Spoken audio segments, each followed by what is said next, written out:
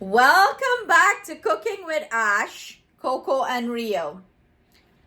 For the life of me, I've been trying to record this video for about 5 minutes now. And the two of them feel like they just own my YouTube channel, so wouldn't give me a chance to even speak. They were screaming down, okay? Look at this. I just came into their room, their play area with them to record the video. What happened? No screaming. No screaming. They just proved me to be liars, right? Proved me to be a liar. Me lie now. Me lie from them. What happened, guys? You wanted to be in the video, right? Good morning. Say good morning to our people. Say good morning. So in today's video, it's going to be all about Coco and Rio, the new chef on the channel. Okay? Welcome back, guys. Thank you so much for joining us today. We will be preparing some yummy, and it's that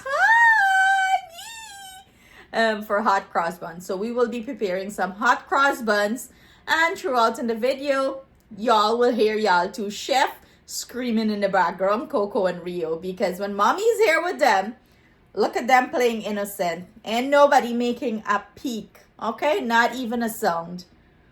Say hi to your peeps, them guys. They just want mommy with them all the time. So let's get into this delicious recipe, guys. Let's go. Let's bake some hot cross buns. First step in preparation in our hot cross buns, baby. I have here some lukewarm milk. I'm going to go in with some brown sugar. And do bear in mind, everything I'm using will be listed at the end of this video, or you can find it in the description box below this video. Sometimes it's hard to access the description box. I don't know why, because of YouTube, the way the setting is. I'm gonna go in with my yeast here, and then we're gonna bloom our yeast. And I am using the fast rising yeast. Add 2 packs here. Mix it in. Cover this and let it sit while we prepare the other ingredients. This should take about maybe less than 5 minutes to start foam up.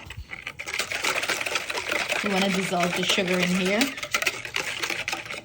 My flour, I'm going to go ahead and add some cinnamon powder, nutmeg, and a little bit of salt. Get everything in there. I'm going to go ahead and mix that in. You want all the spice to distribute nicely in the flour. To my yeast mixture, as you can see, it's foamy and nice. I'm gonna go ahead and add some melted butter here.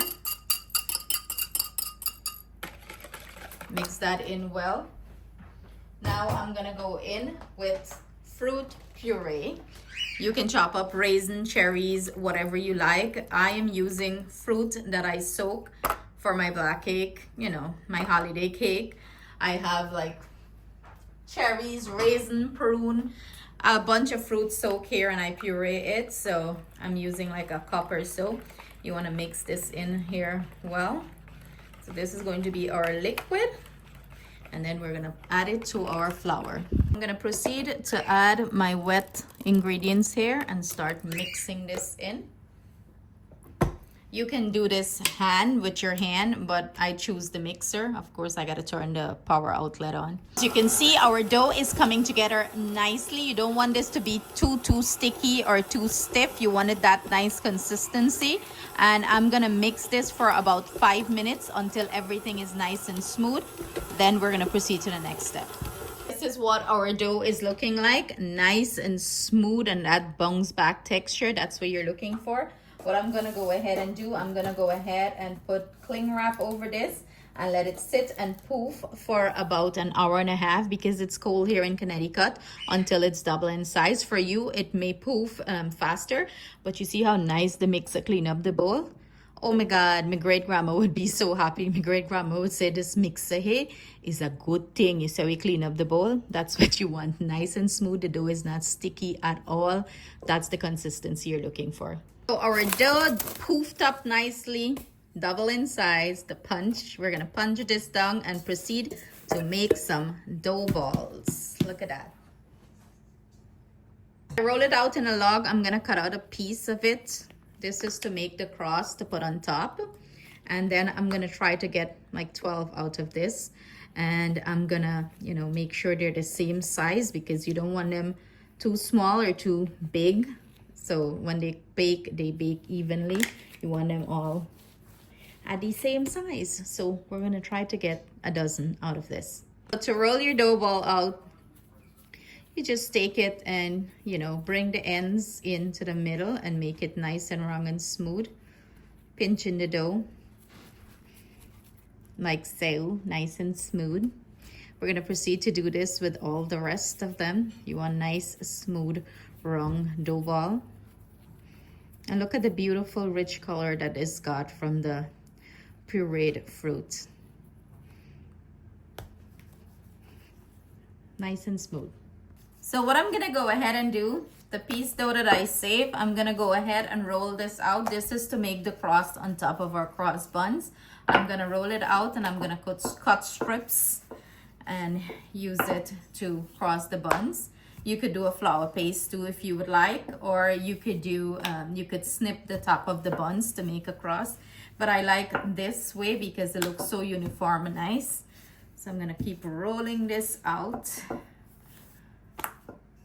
to get enough to prepare our cross. I have this rolled out. I'm gonna cut some strips. Some gonna be longer, you know, I just have to equal it up. I'm gonna finish this and then I'm gonna come back. Make our cross, you're simply gonna make a T and you're gonna take one of your roll and you're gonna flip it over so the cross is like at the bottom. So cross it over. You guys are not seeing. Let me set you good. Like that. Cross it over back. And the, you know, the cross is gonna be at the bottom. And this is it. Look at that, beautiful, right? I'm gonna show you guys another one. We're gonna make a T. We're gonna flip this upside down and then we're gonna cross it over. Any excess you can remove, cross it over and pinch it down there. And then you're gonna go with the other side, cross it over, pinch it down. So you get a nice cross, you know, and that's it. Okay, and you're gonna just put it in your baking pan. This is what our cross buns is looking like. What I'm gonna go ahead and do, I'm gonna go ahead and cover this and let it poof for another 15 minutes and then we're gonna bake it off in a 350 degrees oven Fahrenheit. We're gonna bake this off until it's nice and golden brown. So these double in size nicely. I have them in 2 containers. I'm gonna pop it into the oven 350 degrees Fahrenheit and bake them off 20 to 25 minutes. That sticky glaze on top, I'm gonna go in with some sugar and a little bit of water and I'm gonna bring this up to simmer. You want like a nice sticky glaze. It's like a nice simple syrup you're doing for on top of it. We're gonna bring this up to simmer. You don't need a lot, just a little bit to glaze it. I'm just melting the sugar here into the water. And you can use jams too if you would like to glaze the top. Apricot jams, different kind of jams, you know, anything sweet and sticky. It gives it a nice, you know, glaze on top. But this is the classic way. So I'm gonna bring this up to a simmer, let the sugar melt in nicely, and when you get a nice little sticky consistency, we're gonna remove it. So this is what we're looking for, a nice sticky syrup. You know, it's sticky. You don't want it to pull a thread, you just want it to be sticky and tacky, and that's what we're looking for. So I'm gonna go ahead and pull this off the heat and let it sit until our, you know, cross buns are ready for it. See that? That slow drop. Yep, it's nice and sticky. So go ahead and pull it off. And again, you just look at this. You see the stickiness? That's what you want. It's like a little gluey, sticky. Yep. 25 minutes later, and look at these beautiful golden brown hot cross buns. So I'm gonna take my glaze while it's hot. Look at the sizzle there. While these are hot out of the oven, and glaze it on top. Make it all, let it run down to the side and make it all sticky and gooey and nice. So soft and fluffy. I'm gonna keep on doing this process. until I finish glazing all of them. Look at that color. And if you smell my kitchen, it's smelling so fragrant and nice. All you gotta do is put a piece of cheese in here or a little bit of butter. Little bit of butter. So we got a taste tester on board. This is our delicious spread. These are looking beautiful. Why you get the thing in your hand already? Wait, let me come in, break it into it. Let's see. Look how soft and fluffy and pillowy. Look at the color.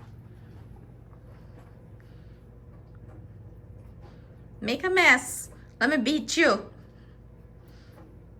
That's really good. Like it? So there you have it, guys. Soft and sweet. The perfect. Are you tasting the cinnamon, the nutmeg? Yeah, the nice spice. I just want butter on it. Of course, there's butter cubes over there, but eat it just like that. No calories. So there you have it, guys. I hope you enjoyed this recipe. As you can see, Justin loved it. Stay blessed, stay safe until I see you guys with another delicious recipe. And let this one go and mess up my whole setup, nice up thing here. Eat the butter just like that. Take care, guys. See you soon with another delicious recipe.